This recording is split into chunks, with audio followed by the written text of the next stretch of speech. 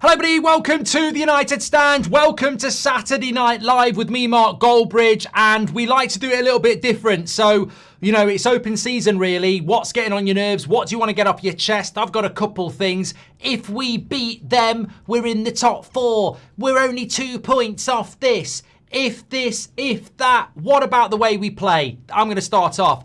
But it is Saturday night. We do it a little bit differently on a Saturday night. So, you know, it's not your normal show.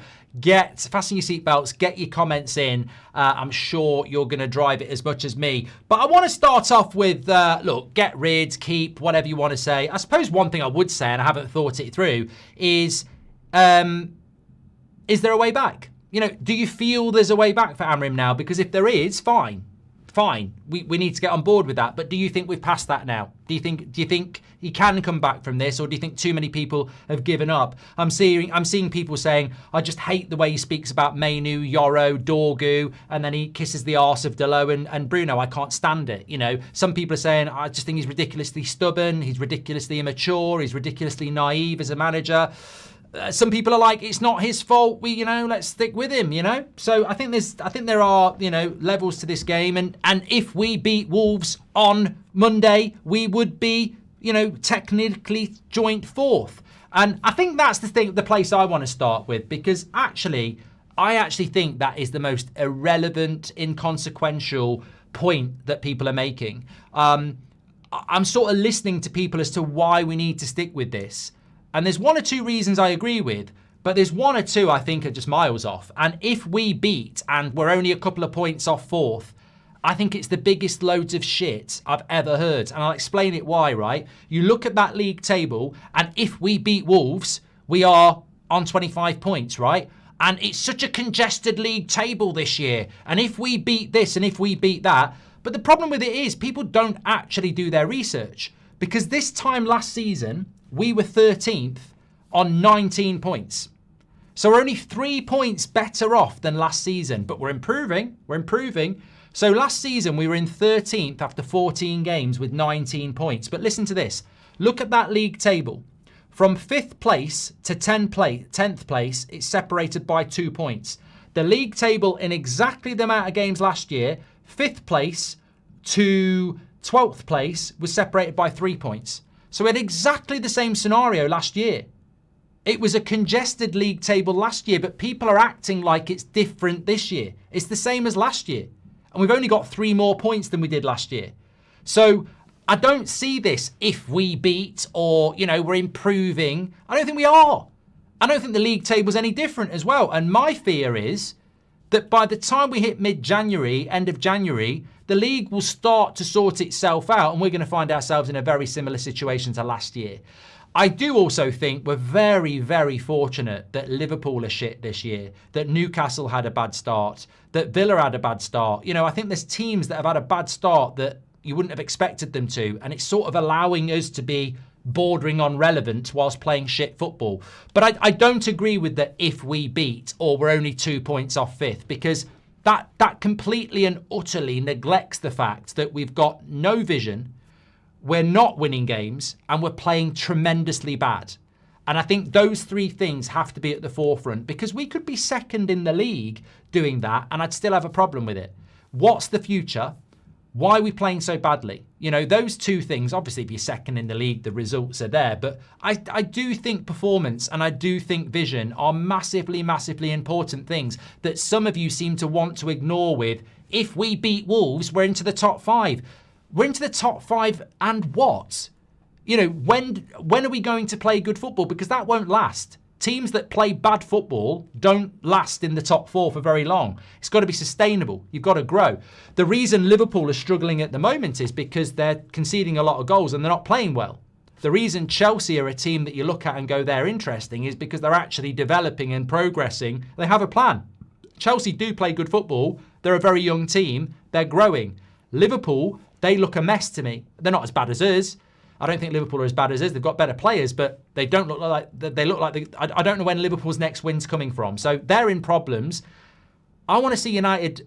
If Amorim is going to stay, he's got to improve performance. He has to improve performance. We have to play better football. There has to be something to get behind. You look at the Everton game, you look at the West Ham game, it was atrocious. I think the Palace game was atrocious as well. So I think that one of my bugbears at the moment is people just going, I mean, there are a lot of people just going, let's stick with him. And I'm like, for what? And that is not, like, people don't, I don't want to go back where I've been for the last 2 days explaining why I won't say the words Amorim out and I won't say the words Amorim in. I'm Amorim indifferent. You know, I'm Amorim doubt, whatever you want to call it. I don't believe sacking a manager makes it any better.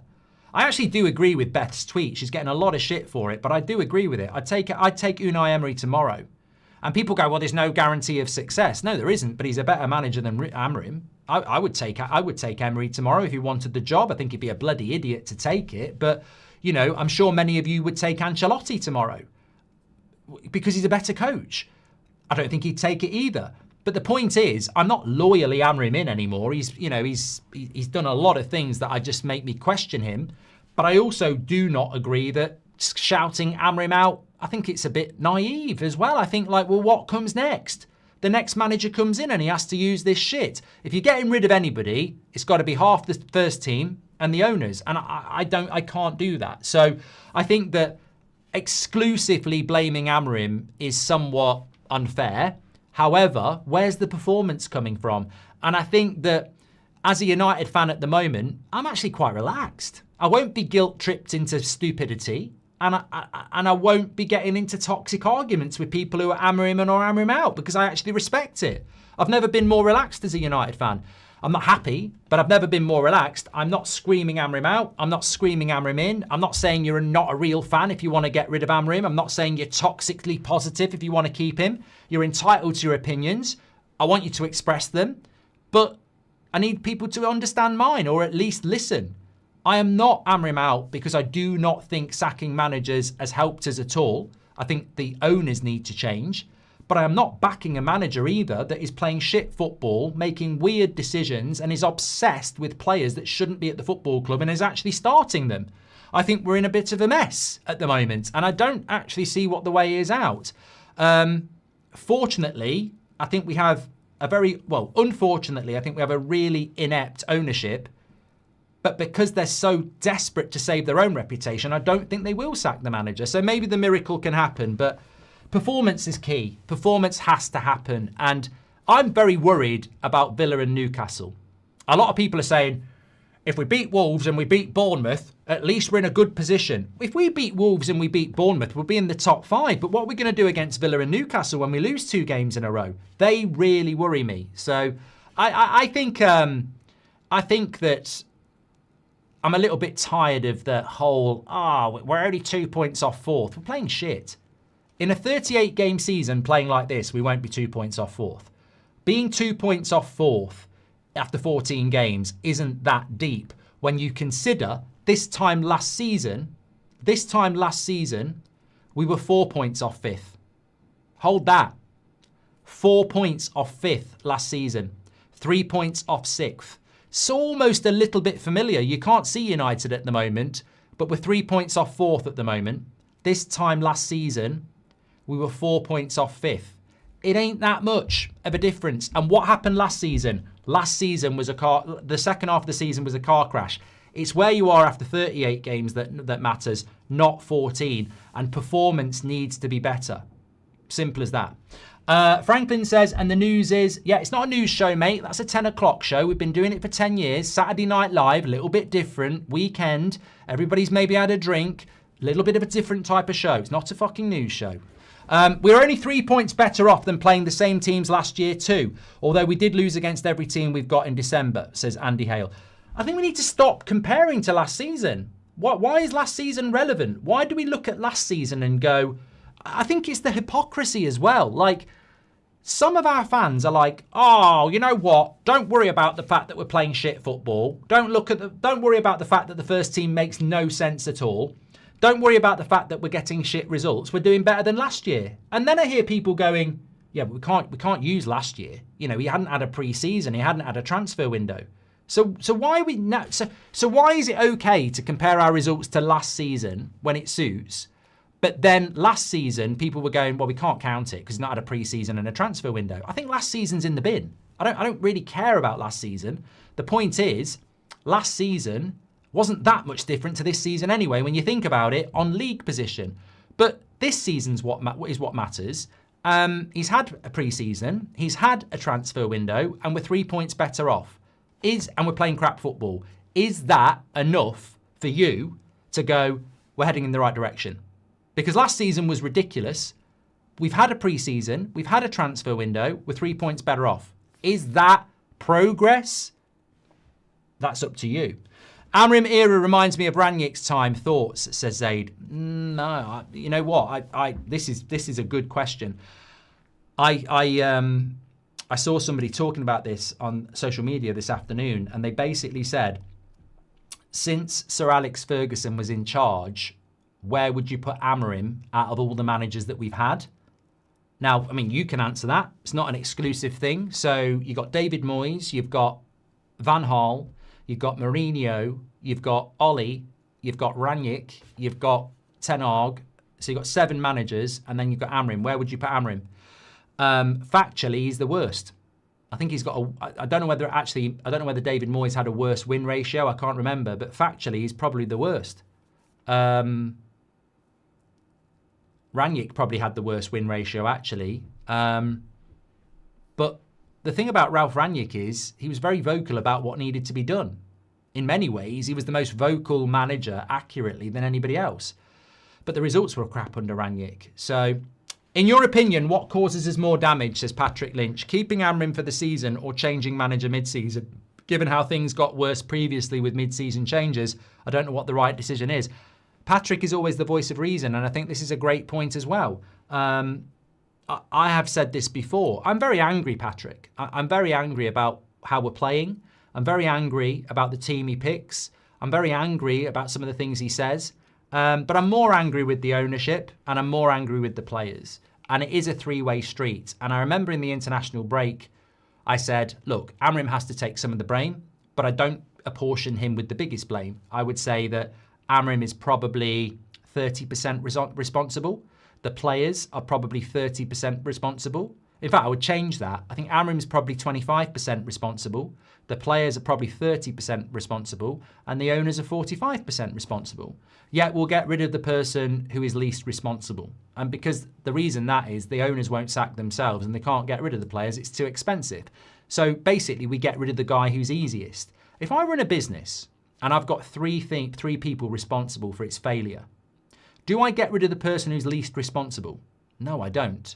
So why do Man United? Because they're vulnerable, they're cheap and easy to get rid of. You're not going to get rid of yourself and the players are too expensive. It's a shitstorm, isn't it, when that's the situation? But you're right, Patrick. We shouldn't really be sacking a manager in the middle of the season unless you've got somebody lined up, and we don't have anybody lined up. It's all right for Aston Villa. They went from Gerrard to Emery and it got better very, very quickly. But with United, they don't have anybody lined up. We know this. This is a Glazer-run football club and they don't have anybody lined up. So they're going to stick with it. The problem is, how bad does it get? Does it get to a point where it can't continue? And then what we'll end up with is a Carrick or a Fletcher or something like that. And it's another dead season. And even worse, what if we slightly get better results and they give them the job? And this is my point. I mean, I respect it. I understand it. I understand people saying, stick with Amorim, it can get better. I understand and respect the people who say, sack Amorim now. But I definitely do think if you sack Amorim now, it might get worse. There's a very big chance it will get worse because it's always getting worse. From Ten Hag, sack Ten Hag, it's worse. That's a very interesting point, isn't it? Sack Ten Hag, but it's worse. It's factually worse. Ten Hag in 2 years won the FA Cup and the Carabao Cup. Amorim's not winning a cup this year and he certainly didn't win one last year. So it is getting worse. That's the fact. And you sort of look at it and go, well, how can it get better? And I think it would get worse, you know? I really do. Were we too naive to think we could get top 5 this season, says Red Devil? No, I mean, look, somebody said to me, I was on the watch along today on That's Football. It's been a very busy day. And somebody said to me, right, you're a hypocrite. And I'm sure some of you will agree with this.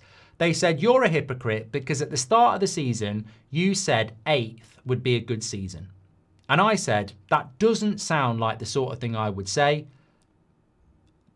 And maybe you've misinterpreted what I've said, because I don't think 8th sounds to me like a very good season. But I also said, when I said that at the start of August, God knows what I was talking about. I might have been ranting about not having a midfielder and a goalkeeper and saying if we finish 8th, it will be a good season without a goalkeeper or a midfielder. I don't know the context of it. I'd had to listen to the clip. But I also said, saying 8th would be a good season in August, why can I not change my mind in December? That's not being a hypocrite. So you're telling me that 5 months of evidence, I'm not allowed to change my mind. So if somebody says they've committed a murder and I go, no, they haven't, and then 5 months later someone gives me the evidence that they have, do I still have to say no, they haven't? And that's my point. It's like, I can't imagine saying 8th would be a good season for United. But if I did in August, why can I not say now that that's a joke? Because I'll tell you for free, I didn't expect in August to be watching Delo launch long throw-ins every time he can. I didn't expect in August to be watching us take 1 point from 6 at home to Everton and West Ham. And I didn't expect us in August to be treating some of our players the way he is and continually ignoring them for shitty players. And I didn't expect us to be playing absolutely abysmal football. So I don't think that's being a hypocrite. I think that's being somebody that has standards. And I think what's happened is there was a lot of us in August that were like, under no circumstances am I turning on this manager. I will turn on the club, I will turn on the players, I will turn on the owners. And I agree, I would have said that. But after 5 months, the picture has changed. Like, there is a lot of reasons to be pissed off with this manager. Having said that, I still blame the owners and the players more than the manager, but that's not going to change. I can't change that. I can't sack the manager either, but the reason people are saying Amorim out is because it's the simple choice, because he is the one who will lose his job. Unfortunately, the incompetent people run the asylum and we can't replace them. And unfortunately, the players always get away with it as well. And that's why the manager is under jeopardy, because they always will be. Daniel says, don't worry, he will not change anything in the team. He will still be clueless next week. Same tactics and same players. Amorim out. Andy Hale says, we are only 3 points better off and playing the same teams. I've done that one from Andy. Ewan says, Mark, totally agree on your point about 5th place. It's such a false position. I worry management and senior people at the club will be patting their own backs to save their jobs. What do you think? Look, I don't mind you saying we're only if we beat Wolves, we're in 4th place and, you know, we're only 2 points off this, that and the other. I even heard somebody say today, if we beat Wolves, we're 8 points off the top. And you know what? Everybody's allowed to have an opinion. I find that opinion nauseating. I find it basic. I find it silly because I look at last season and I go, the league is pretty much the same as it was last season. And from that point, we finished 15th. I also think over a 38-game season, that's when the league matters. After 14 games, the context has to be who have you played and how are you playing? Because if you've had a lot of lucky wins, then you're not going to have that luck for 38 games. If you're not playing well, then you need to stop. My point is, you can say if we beat Wolves, we're in the top 5. To stay there, we're going to have to play a lot better than we have done already. And if we're not going to play any better, we won't stay there for long. And that's my point. You can't just look at the league table and say that tells a different story to the reality. The reality is, we're not playing very good football. Everybody has a chance against us. I don't think after 38 games we'll be 3 points off 4th. I really don't. I think that gap will get bigger and bigger and bigger. And what I don't understand is why certain fans are obsessing about the league whilst ignoring the fact that the team he picks is crap, the performances are crap, and currently the results are crap. And people are going, well, yeah, it's all right, it's all right. You know, as somebody said this morning, if we'd lost to Liverpool, I think the story would be very different. Now, we didn't. We deserved to win that. It could have gone the different way, but we did deserve to win that. Palace could have gone a different way. We've had 2 results this season that could have gone a very different way. How many results have we had that we should have won that we didn't? Well, we shouldn't have won at Forest. We shouldn't have won at Spurs. We shouldn't have won against Everton. We shouldn't have won against West Ham. We shouldn't have won against Brentford. We shouldn't have won against Fulham. We shouldn't have won against City. But against Palace, that could easily have been a draw. Against Liverpool, it could have been a draw. Arsenal, we could have got a draw instead of losing, admittedly. But most of our results where we've dropped points, it's not like we've gone, oh, we were so unlucky. We've deserved to drop points. Some of our wins, I would go, well, look at Chelsea. They were down to 10 men for 90 minutes. So, yeah, we're 2 points off the top or 2 points off fourth. But performance, performance always has to be the thing. And I don't care. You know, if we beat Wolves on Monday and we're in 5th place, great. But deep down, I don't think that's going to be sustainable because the performances are crap. A part of me would like, well, no, I wouldn't go that far, but performance is key, in my opinion. Loan Mainu, Amorim till the summer, then hire Tuchel, says Fraser. It's amazing what time does, isn't it? I mean, I never really wanted Tuchel, but I'm not Amorim in or... Michael, I hope you're doing very well, first of all, says Mike JW, says, I'm not Amorim in or out, just want to see the players give more of a crap. But you have to wonder how we have not improved in 12 months. He's been here a year, and where's the progression? Good point. Tap says he's stubborn and got no in-game tactics. As a coach, you must learn to use what you have. You have to build and develop a squad. He's nowhere near that, says Tap. And I mean, that, you know, we can riff and move around a little bit here. I watched the Arsenal-Villa game today. I mean, we're playing Villa 2 weeks tomorrow at Villa Park. We'll probably win.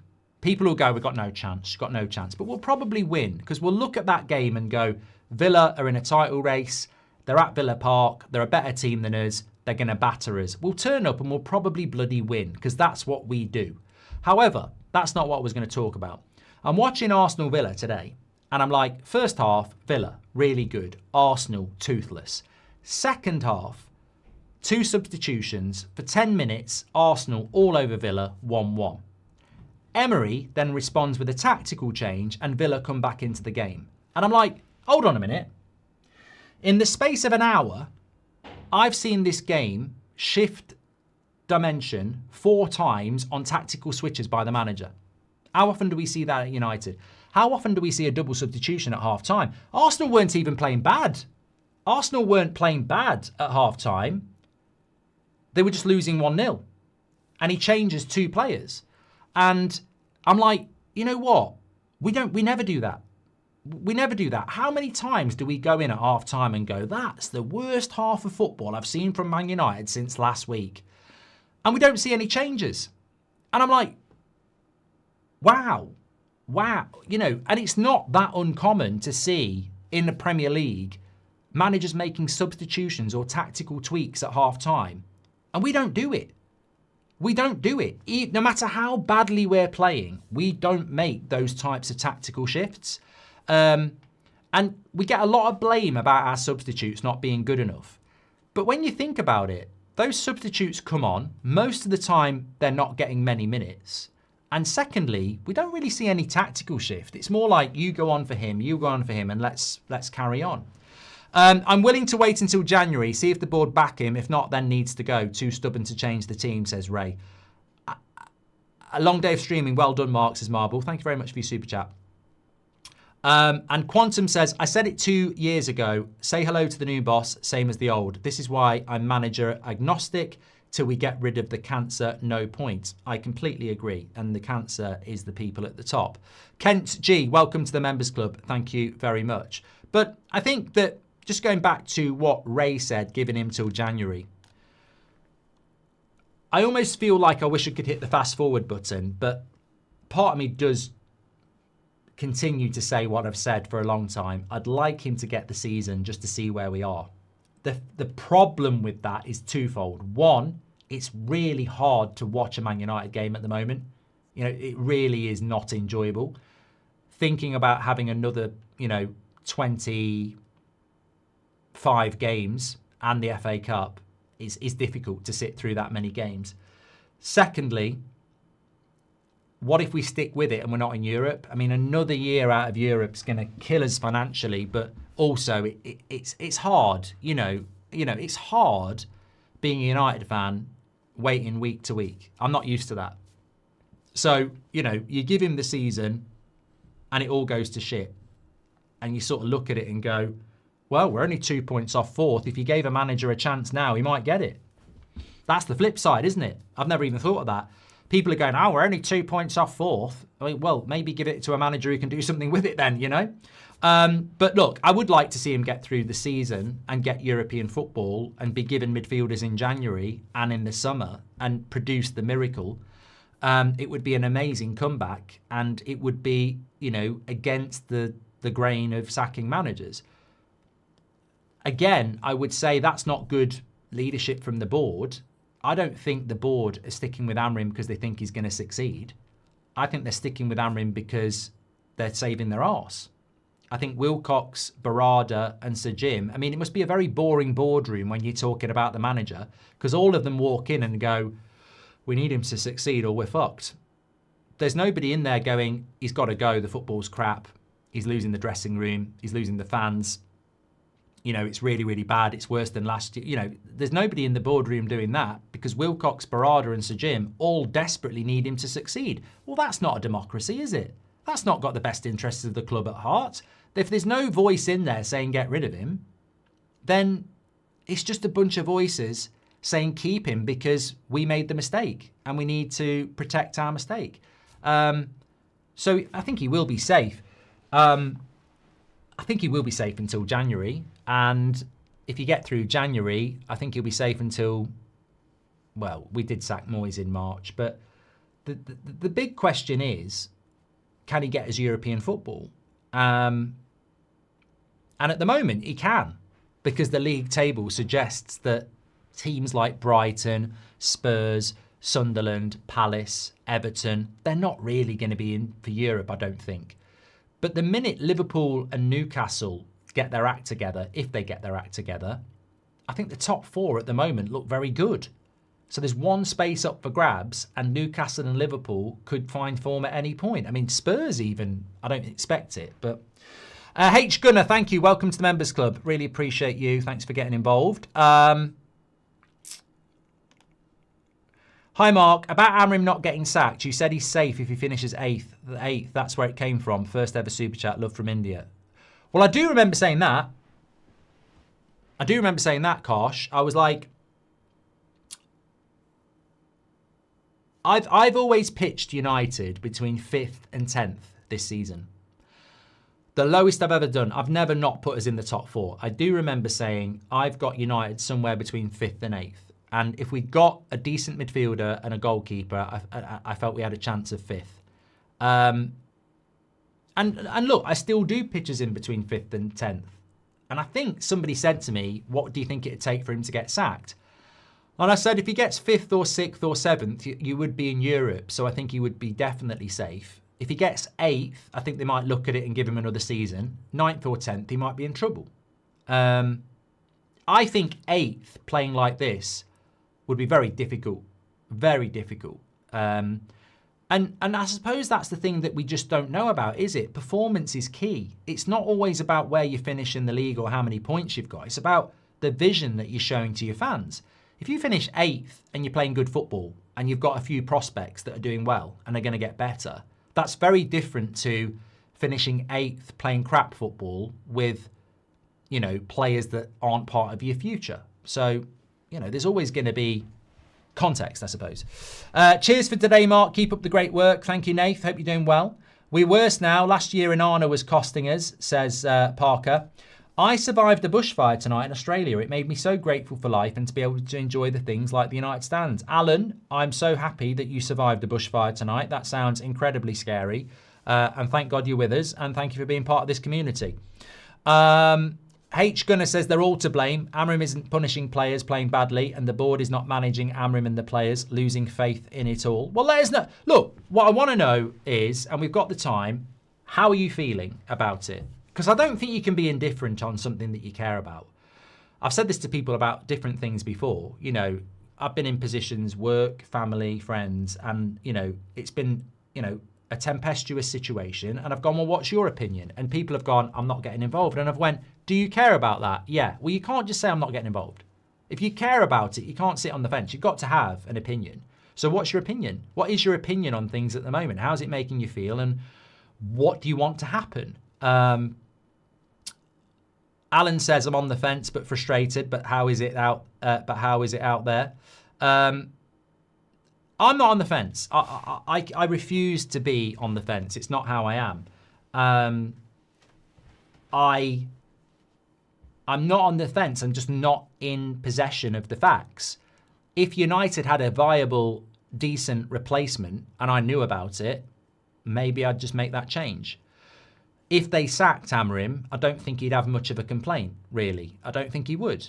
Unless he told us genuine reasons why he's got complaints. I mean, I'd love to know what happened in the summer transfer window. If they stick with him and he turns it around, that's the ideal scenario. So it's very, very difficult. It's easy to shout Amorim in. It's easy to shout Amorim out. But it's not sitting on the fence when you don't actually have all the evidence. I don't know what's possible in relation to replacing him. Maybe we can't afford to sack him. Maybe we literally cannot afford to do it. In which case, that's a shit reason not to do it. But maybe that's a reason they're not doing it. I don't think... This is why I'm not sitting on the fence, right? You can't sack a guy when you don't have a replacement. And I absolutely do not think they've got a replacement. Do I want to go back to an interim like Ole Gunnar Solskjaer? No. Like Patrick Lynch says at the start, I don't. But I also do not have to sit here and be guilt-tripped into saying, okay, I'm not saying Amorim out, but I'm certainly not going to sit here saying stick with the manager, he's the right guy. I mean, fucking hell, I've got eyes. I've got eyes. I can see the performance. I can see the results. We cannot be happy and demand better whilst also saying we might have to stick with this for the rest of the season and what damage that's going to do. Xavi, good job at Barca in horrific circumstances. Well, Matthew, I mean, literally, you've just named a manager that's available, haven't you? You know. Welcome to the club, Amorim INEOS out, says John. The bottom line is this, says it's just different. Everyone apart from Arsenal are rubbish. However, the other rubbish has a midfield and we don't. That's our biggest problem. Somebody said that on the watch-along today. They said Man United, and I wrote it down, Man United are so lucky that everybody else is inconsistently shit in this league this season. And in a way, you look at it and you go, Arsenal and Man City, we were never going to be in the top two. See you later. But everybody else is pretty inconsistent. And if there were 6 teams that weren't, we'd probably be in a very different situation. The common denominator in this is stubbornness and arrogance, which runs from the top down to the players and even some fans. We fail to learn from the past and are blinkered looking in one direction to the exclusion of all else, says Emily. Yeah, I completely agree. Because I think that there are people who are Amorim out that won't listen to logic about, well, what do we do next? Why does it get better if we do that? And there are people who are Amorim in who are ignorant to the fact that we're playing crap, there is no vision, and just point at a league table and say things are getting better. I think that you're right. I think there is ignorance and stubbornness in certain sections of the fan base. There's definitely that in the playing staff. There's definitely that with the manager, and there's 100% that with the ownership. And the standards are on the floor as well. I still do say standards have to come into this. Like, if you tolerate this, what more will you tolerate? Because this was not what we were 10 years ago. We weren't this. This would never have been acceptable 10 years ago. So why is it acceptable now? And who has made it acceptable? I don't think you did. Andy says, not my point at all, Mark. I'm saying that even against the same teams as last year, we haven't improved and we came 17th. Yeah, I mean, maybe that fits in, Andy, with what that comment was on the watch-along about we're very lucky that everybody else is inconsistently shit. Because if we're no better than last season, and I don't think we are, I don't think we're better than last season. Marginally, maybe. 3 points better, maybe. Well, we are 3 points better. Why aren't teams battering us? Is that because teams are worse than last season? I don't know. If we accept 5th as success, the Glazers win, says Keel. And Zaid says, we are in a horrible place if we sack Amorim. Board sticks with him since we've recruited to his system. We'll need to start from zero playing a back four, says Zaid. Yeah, and I agree with you on this, but you know what? If we sack Amorim and go back to a back four, there will be a bit of pain. But the longer we go down the wrong path, if it is the wrong path, the harder it is to turn around. It's like when you've ever been driving along in your car and your sat nav says go this way on the roundabout and you misread it and you go the wrong turn on the roundabout, you go one early, and then you carry on and it says at the next junction turn round and go back to the roundabout, but you think there must be a right turn at some place, and so you don't turn around and go back, you carry on, and then it's saying keep turning round, and actually there is no other alternative plan. You're going longer down the wrong way, and you could have turned round before. So you're right. You make a very good point, Zaid. If we did at some point decide to get rid of Amorim, we've got to turn around and go back. However, if it's the wrong path, the longer we don't turn around and go back, the longer it's going to take for us to come back. So it needs to turn into the right path. And sometimes when you go down the wrong path, it doesn't. So, you know, that's the balance really, isn't it? Unless they got rid of him and brought another manager in who plays a 3-4-3. I gave him benefit of the doubt for the first year, but no more, says Marble. More boring and rigid than Van Gaal. To deserve time, you have to actually show something. Parker says, we're worse now. Last year, Onana dragged us down. I've done that one. Thank you very much. Let me just make sure that I have caught up with those. Island Boy says, YouTube says I'm 0.01% watching 1,197 videos. That's Football is third. Football Terrorist is fifth. Trucking around Atlanta with this community. Let's see after the January window where we are. And if he's backed, Amorim in for now. I like that comment, mate. Thank you very much. And thank you for being in the top 0.01%. Look, you're not going to get ridiculed for saying that here. I mean, as I say, I think over the years, there's been times, Van Gaal, where I wouldn't listen to anybody who was Van Gaal in. There was times with Ten Hag where I wouldn't listen to anybody who was Ten Hag out. I just feel now, you know, you make your own minds up. I don't think there's necessarily a wrong or right answer. You're always going to get people who scream and shout at you because they don't like your stance. But I don't really care if somebody's Amorim in. I don't really care if somebody's Amorim out. What I will do is when I look at the reason why they're Amorim in, if I don't agree with it, I'll say, well, I don't agree with that as being a reason. And the same with Amorim out, you know. Some people just scream Amorim out, and I'm sort of like, what's that? You can't do that. You can, it's your opinion, but what does that even mean? Like, there are literally people who are Amorim out, and you go, well, who are you going to get as your manager? Well, that's not my problem, just sack the twat. And I'm like, what? So there's no blame apportioned to the owners, there's no blame apportioned to the players. You're just going to replace Amorim, let those owners replace him, and let those players work under a new manager. I find that incredible. I find that, like, the people that are Amorim out but don't know who to replace him with, and would literally sack Amorim, let the owners decide, and the new players work under him. And I go, that to me is crazy, because you're completely ignoring the incompetence of the ownership and the laziness of the players. Like,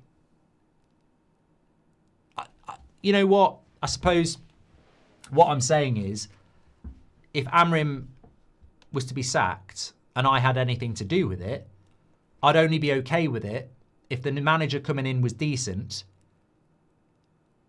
We were going to get rid of 5 first-team players, and the owners were going to back the new manager with $500 million.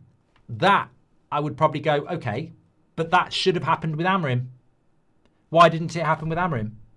I know it's too late for him now, but why didn't that happen? Why didn't you give him $500 million very, very quickly? And why didn't you get rid of those 5 players very quickly? And if they go, he didn't want to, I'd go, well, you know, fair fucks, get rid of him. I don't feel that did happen. And that's what worries me. What people want to happen with the next manager, why didn't it happen with this manager? Because to me, I can give you solutions. I want better performance. I want rid of a few players. And I want proper backing for a manager. Well, that's what I wanted for Amorim. So why would I be like, that's going to happen with the next manager? And why would people go, Sack Amorim, bring him in, and expect the new manager not to have to deal with the same shit Amorim did. And that's why I blame the owners and the players as well. More. And that's why I sit here and say, realistically, the best solution is Amorim performs a miracle and sorts it out, because the next manager's going to need a miracle anyway. And that was why I sit here and say, I don't think this is getting any better for this football club. I don't even see a way out. I don't. I've said that to you before. Mark, should Martinez come straight in over Shaw, says N1. If Martinez can stay fit, he's better than Luke Shaw, and he offers more of a vision than Luke Shaw. I mean, Luke Shaw's just short term, isn't he? Till he gets his next injury, he's short term. Martinez would be more longer term, so I would bring Martinez in, yeah. I also think he's got a better player. I think he's got a better mindset. What do you do when the sat-nav says what it says, but we can't see shit because the owner's shat all over the windscreen? Let's just get top 5 by any means, says Island Boy. I'm at the I don't care, sack the twat stage, says Fraser. Okay, we do need a midfielder in January. That is a must for this manager, but that's a must for any manager. GD7. You know, I don't think you don't need to keep Amorim because you want to buy a midfielder in January. Whoever the manager is, they need a midfielder. That's you know, I suppose from Liverpool's point of view, they wanted to get Gehi for slots and it fell through. So they might be waiting until January to give him Gehi and see what happens. But with Amorim, they didn't get him a midfielder in January, in the summer, and they didn't really get that close. You know, I could be the manager and need a midfielder in January. We need a midfielder no matter what. Even if we've got an interim, we need a midfielder. Mark, only reason I'm Amorim in is because the players need to get first. As I've said before, nothing changes with these players, says Saunders. But you know what, though, Saunders? From what we've been told, Amorim wants to keep Bruno, Maguire and Casemiro and Shaw and Dalot. Is that not a red flag? Because I want to get rid of all those players. For different reasons. I just think Harry Maguire is quite injury prone now. As a bench player, does he really offer anything? Luke Shaw, obviously, get rid of. Dalot, get rid of. Casemiro, get rid of. And Bruno, get rid of. Amorim actually... I see some people say, I'd like to keep Amorim so he can get rid of the players and bring new players in. But from what we're being told, from journalists that are obviously fed information from the club, he wants to keep Casemiro, Maguire, Shaw, Dalot and Bruno. And if he wants to keep those 5 players, that's a concern to me. And we've never spoke about that, really, in the context of keeping him. But I agree with you. If he wants to get rid of players like that, he must be given the time to do it, and he must be given backing. But from what we're being told, he actually wants to keep those players, and he does pick them as much as he can. You know, he'll drop Yoro for Maguire. He'll drop Dorgu for Dalot. He won't give Mainu a go because of Agate and Casemiro. So, you know, he does want to keep those players. I like the manager, but it's getting harder to support him, mainly because of his in-game management, in particular his substitutions, just GD7. Yeah, look, I think that beat Wolves, beat Bournemouth, gives him a bit of time, lose to Newcastle or Villa, back where we are a little bit, beat Leeds and Burnley, gives him a bit of time, lose another one. You know, there is a survival path there. Maybe we do something in January. But the list against him is quite long. You know, the interviews are becoming chaotic. The treatment of certain players is erratic. The performances are very inconsistent. The results are inconsistent. The performances are very bad. And also, his in-game tactics aren't particularly good. So there's a long list of debate points. But, I mean, look, if we're being completely blunt, if he doesn't get Europe and he continues down this route, he'll get the sack in the summer. If he does get Europe and continues down this route, he'll get another year. I want Europe. I said that before the West Ham game. I didn't expect a good performance. I just wanted a win. I thought we were going to get it. We didn't. I want Europe. That's what I want. And I like what Honor says as well. I want more focus on Favell and Wilcox. Joel Glazer is not going to sack himself, and neither is Sir Jim Radcliffe. The players, God knows how you get rid of them. But I do seriously think that the CEO and the director of football are positions that you can sack. I mean, Ashworth was got rid of.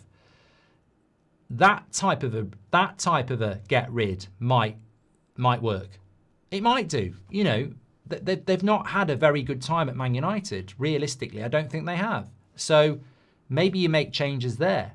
But you know, how many years did we say that about Woodward? How many years did we say that about Murta? Like, there are changes that could be made at that football club. And I think something does need to change, but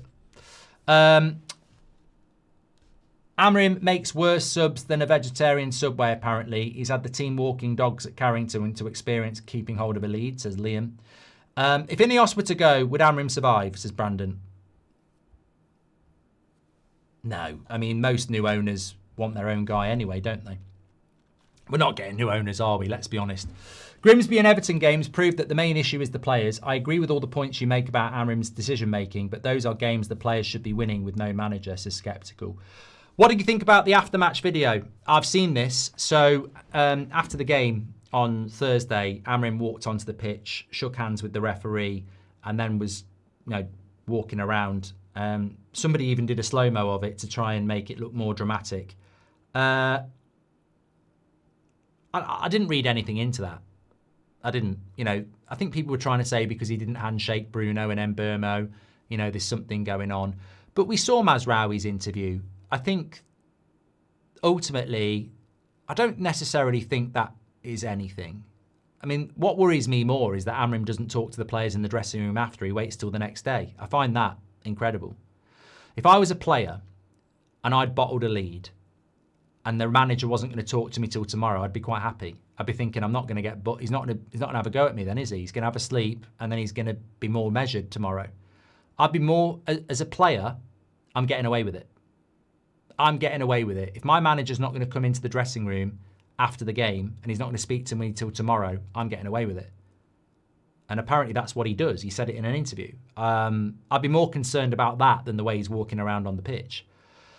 I understand everybody's different, and I think the reason he does it is because he might go in and say something he regrets, like he has done against Brighton, where he smashed up the TV. But maybe that's a sign of, you know, you need to change, because I think there are messages you can give to players after a game that are going to be far more powerful than they are the following morning when everyone's been to bed. And I don't mean he needs to go in and kick a TV again, but I think, you know, some direct good feedback is essential after a game, you know? Mark, my concern is we've already lost Rasmus, Garnacho, I understand why. Now maybe Cobby. The system is not working with these players, and I'm afraid we either need to spend or change the manager. We need to spend, TRX. That's what we need to do. Mike JW says, my opinion is I'm angry because standards are in the basement and INEOS don't care.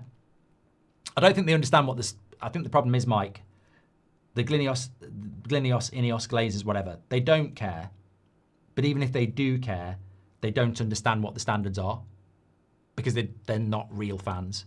Ahmad and Dalit are the only quality he has apart from his signings. We must remember the board is the problem. Give him time, says Anthony. I honestly feel a bit numb to the situation. I don't want to sack another manager, but we are terrible to watch. I agree with that. I completely agree with that, like Schofield. John United says, I'm not in or out, but if INEOS and the incompetent sporting team are too scared to sack him, then give him the tools to at least have a chance, says John. I mean, the worst case scenario is that you've got a board that don't want to sack him because they don't want to admit a mistake, but don't have the money to back him. Then we're screwed. Like, that's the worst situation. They don't want to sack him because they're scared of sacking him, and they don't have the money to back him, so they're just praying for a miracle. I mean, that is the worst situation. Having said that, what if they sack him and they don't have the money to back another manager? Which is probably true as well. Mojo, hope you're doing well. He says, it just feels as if Amorim isn't interested in anymore. He knows it is a very long road to get where he wants to be, and that is not happening anytime soon. Look, I mean, I like Amorim. I've said it before. As a person, you know, you learn a lot over the weeks and months in a press conference, and I do like him. I don't have to like every decision he makes. I don't have to like his tactics, his results, his performance. But as a person, from what we've seen of him, he's definitely more relatable than certain people we've had at the club. And And he has threatened to go before. Does he strike you as a guy that's not motivated? I think that's the wrong word. Does he strike you as a guy that believes he's going to turn it around? And I think that, you know, does he look like a guy that's confused, lost? I think he gives off a lot of hints about we're going to suffer. You know, we're not back. He said it after the game against West Ham. A lot of you lot were saying a few weeks ago, we're back. You know, the guy was, he didn't say this, but, you know, the guy was close to getting a haircut, we're back. And he said, we're not. And now we're losing games, and you're saying, why we're losing games? And I'm saying, well, I did tell you we're not back. He seems very acutely aware that there's a bad result around the corner even when we win, because he has access to the team on a regular basis. So if our manager, even when we win a couple of games, is saying we will lose, we will lose, he must know that he cannot get his message through. Because a manager that's getting their message through would start thinking about, I think we're going to go on a good run. I think we're moving in the right direction. So when he's saying, even when we win, no, don't run away with this. We're still going to suffer. We've still got a long way to go. That 100% says, I can't get a tune out of this team. I can't. We might win sometimes. We're going to lose. I can't get this team. Because when he's at Sporting, he's probably thinking, I'm going to win every week. Even when they're in the Champions League, he probably fancies himself to win because he backs and trusts his players. He clearly doesn't trust this team. So my point is, how can he believe he's going to turn it around when he doesn't believe in the team that he has? And he has been very open about that. And he, as Gav says, he's seen it and knows how deep it all goes. So ultimately, it always keeps coming back to the same thing. If they're not going to give him 5 or 6 quality players quickly, then how's it going to get better? Because one thing I will always say about Amorim is, I don't like the way we're playing. I don't like some of his decisions, and the results aren't very good. And he, you know, it is very annoying at the moment. But nobody can say that he hasn't consistently said that he doesn't trust the team. Because we've had games where people go, that's Amorim ball. And he'll go, no, it wasn't. We've had games like Crystal Palace where people were like, we're back, come on. And then he comes out and says, well, we only really won because they were tired in the second half. After the Spurs game, I did my match reaction and got a load of shit because I said, I'm not happy about that. We were fucking shit. Oh, stop being so negative. It's a good point. Then Amorim's interview comes out. I'm really frustrated with that. We were very lucky. You know, so he knows. He knows. And the question is, does he believe that he can turn it around? NK says, my fear is that our players' switch depend on the team above us. If team above us slip up, they relax and the switch is off. It's a complete mess. Well, I've noticed that when we go behind, we tend to respond. But when we're in front, we tend to switch off. So it's a little bit like your league thing. When we're dropping down the league like now, of course we'll beat Wolves. We're back up again. But then when we're in a position where it looks good for us, they relax. It's a weird mentality, you're right. Muad says, a 4-3-3 right now with no left winger in the team is better than Amorim's 3-4-2-1, with the Bruno and Casemiro double pivot and Delo of left wing back, or would you disagree? Look, we're never going to play a 4-3-3 with Amorim, but if we needed to play a 4-3-3 on Monday night, it's quite easy. You put Mazraoui at right back, you put Dorgu or Delo at left back, you put Yoro and De Ligt, or Martinez and De Ligt at centre-back. You play a midfield 3 of Casemiro, Bruno and Mainu.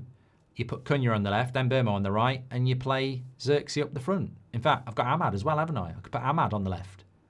I could put Cunha, I'd put Cunha where Bruno is if I want, or play him as a false 9.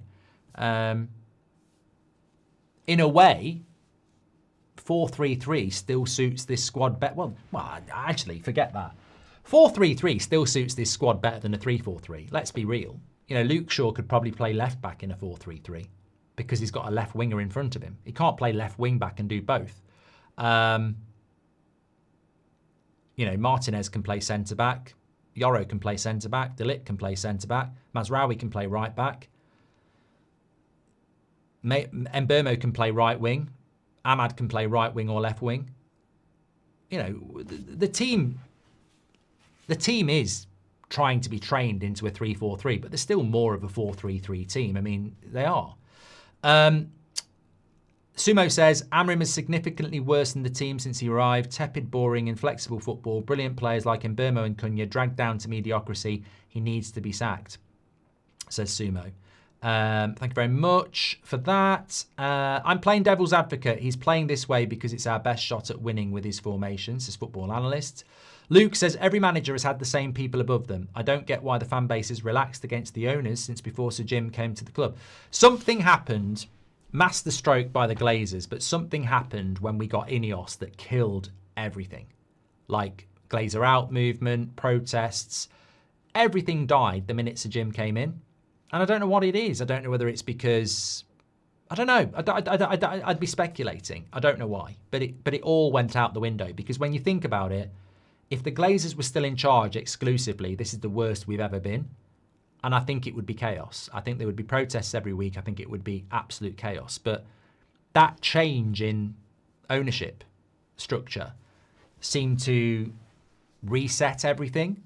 And I think some people are like, it's still early days with INEOS, but the Glazers still do own the football club. What annoyed the shit out of me is some fans hyped up this summer window when it was a 4 out of 10 at best. It didn't even make a dent in the real issue, says John. But the same thing happened with last summer. Some people wanted to say that the previous summer when we got Yoro and Dalit and Mazraoui was a 7 or an 8, and it wasn't. It actually wasn't. And some people wanted to say that this was a 7 or an 8, and it wasn't. The bomb squad was a myth. They weren't the players we needed to get rid of. They were players that were going to go anyway. And the signings, we didn't get a midfielder. The striker was 5th choice. And the goalkeeper didn't come in till the last day of the window. So I agree. I don't think it was a great window by any means. I think I gave it a 5. We've not prioritised the midfield for a decade, says Anonymous. And Nick P says, I think the board totally underestimated the scale of the job. I think they thought Amorim was good enough to win without full backing, Sir Alex style. Yeah, I completely agree. I think they saw he's a good manager. Good manager into the club means good club. And that's not how football works. That's not how football works at all. Kia says, no manager can get a tune out of this group of players and the manager is too stubborn to change things. They're all to blame. Get rid of them all, which we can't do, Kia. I'm not dismissing it, though. But it can't happen. Are you feeling better about West Ham, says Hyper? No. I mean, that's one of the worst games I've watched this season, and I've watched some bad games. It was shite, wasn't it? Island Boy says, the whole system thing is interchangeable. Just don't have the players to do it. Players' IQ and Amorim not knowing what to do with the low IQ. I do think if they'd given him a couple of midfielders in the summer, it might be a slightly different story. But then he puts midfielders in that won't play the ball into feet and want to transition quickly. John says, I'm Amorim out because he's being biased and half-hearted with the young prospects. Didn't sell Bruno and more clear out in the summer with replacement. Here's an interesting point from Blakey. He says, the Europa League final has been top of my mind the last few days. I know it's old news. I'm not sure we should have overlooked it. There was so much a better manager would have done differently. Glaring red flags. I mean, you know what? I'm very reluctant, Blakey, to go back to last season. I don't include the win ratio in the stats that I do. So I'm reluctant to go back to last season. However, the Europa League final was a one hit to save a shit season. You win that, you're in the Champions League, revenue, status. It was a one hit and it was Spurs and it was shit. It was like watching Everton. It was like, it was shit. It was really bad. The players didn't turn up. The manager couldn't motivate them. In-game couldn't change it. Very similar to what we're seeing now. So what I would concede is what's changed from the Europa League final. Games we need to win where we don't turn up and there's no tactical change in-game. That Spurs Europa League final was far bigger than Everton, but it happened against Everton. It happened against West Ham. It happened against Brentford. It happened in the second half against Spurs and Forest. Like, this keeps happening. In big games, we don't turn up and then we can't turn it round. The choice of keeping the likes of Maguire and Casemiro will be financial, not football, says Emily Derry. The real wrong path is sticking with the players, says Zaid. And we need players who understand what it means to play for United, Turan. When was the last time we saw some good players coming from the youth academy? But that's a double-edged sword. You need players to nurture them who know what it is to play for United, to help them play for United. PJ says he hasn't made any players play better in a year, but that was the same with Ten Hag as well. There we go. Amorim's favourite track is My Way by Frank Sinatra. There's nothing wrong with doing it your way if you do well. There's nothing wrong with being stubborn if you're doing well. We as fans need to set more standards and hold the players and the board accountable in the ground, not just online. No clap-offs for shocking performances, says Josh. And Super says, our issue is we are a team in the league that every team looks at and thinks we can have them. We used to be the team that scared teams, even teams that beat still have us on the edge. Well, I watched Bournemouth today. It won't be the win I thought it was going to be. I mean, we might win, but I think Bournemouth are better. I know Everton beat them, but I think Bournemouth can be better than Everton were against us, and certainly West Ham. Right, I'm going to go and watch a film. It's been such a long day. I've basically been streaming since about 12:30, but it's been enjoyable. Thank you everybody for tuning in. Really appreciate that. Not sure what time I'm live in the morning. I'd like to say 10 o'clock, but Seb has a game, but the rain's bad, so if it's on, I'll be slightly earlier. If it's off, I'll be live at 10 o'clock. Fantastic show. It's nice to do a Saturday night show. I'm glad some of you remember what it's all about. It's not driven by news. It's just a bit of a free hit, a bit of events, a bit of a, conversation. So thank you for everybody who abided by that, respected everybody's opinions. Yes, disagreement's fine, but we're all entitled to those opinions. So thank you very much. Take care. Have a great day, evening, morning, whatever you're doing. And I'll see you on the show tomorrow morning. Make sure you smash a like and subscribe if you haven't. And I'll speak to you all later. Take care.